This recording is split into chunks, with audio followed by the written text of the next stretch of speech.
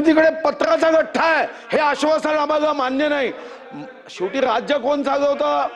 राज्य आम्ही। माझी विनंती आहे, हात जोडून विनंती आहे अध्यक्ष महाराज, उद्या अध्यक्ष महाराज या घटनांवर आज लक्ष दिलं नाही आणि हे जादूचं पाणी असंच लोकशाहीवर भारी झालं तर अध्यक्ष महाराज नक्की सांगतो की हे वाईट आहे आणि हे वाईट होऊ नये।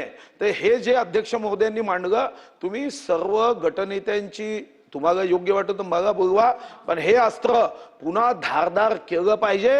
या सभागृहाला जर कामचुकार अधिकारी हे घाबरत नसतील, चांगले अधिकारी निश्चितपणे घाबरू नये। नियमाच्या चौकटीत वागणाऱ्यांनी बिलकुल घाबरायचं नाही।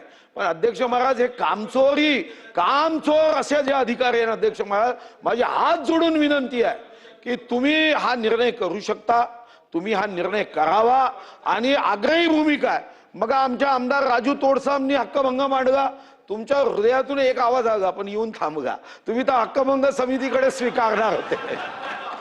पण नंतर अध्यक्ष महाराज ज्या महाराष्ट्रात रामशास्त्री प्रभूने शिक्षा दिली, नीप तोडली, टाकेची नीप तोडली, राजीनामा देऊन निघून गेला। आमची विनंती आहे तुम्ही फक्त नीप तोडा। अध्यक्षांना पण सोडणार नाही का? नाही, तुम्ही फक्त नीप तोडा एवढी आमची इच्छा आहे। एवढीच हात जोडून विनंती आहे की हा विषय गंभीरतेने घ्या, नाहीतर या सभागृहाच्या कामकाजामध्ये आत्म्या विना शरीर, इंजिन विना गाडी, पेट्रोल विना स्कूटर अशी आमची अवस्था।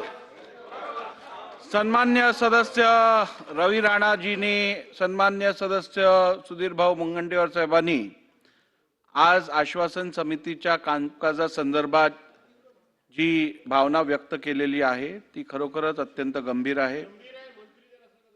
कमिटी म्हणजेच आपल्या समित्या या विधिमंडळाचा आत्मा समजला जातो आणि जर का कमिटीचं कामकाज होण्यासंदर्भात जर कुठचेही अधिकारी कुठच्याही प्रकारचा विलंब करत असतील